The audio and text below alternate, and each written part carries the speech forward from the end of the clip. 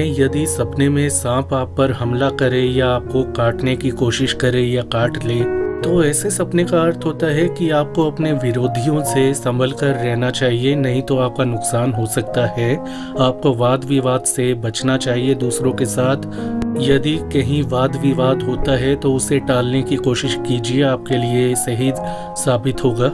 इसके अलावा आपको सांप जो है सचेत कर रहा है कि भविष्य में आप जिस बात पर कम ध्यान दे रहे हैं, चाहे वो काम हो या पढ़ाई हो, तो उस और आपको अधिक ध्यान देना चाहिए, नहीं तो आप पिछड़ जाएंगे। आपको सफलता मिलने में समस्या आ सकती है। यदि सपने में सांप आपको काटता है, आप सपने में इलाज करवा रहे हैं डॉक्टर से, या फिर आप पर सपने में सांप का काटने का असर नहीं हुआ, तो ऐसे में अर्थ होता है कि आने वाला समय आपके अनुकूल, आपके हिसाब से बनने वाला है। इसलिए आप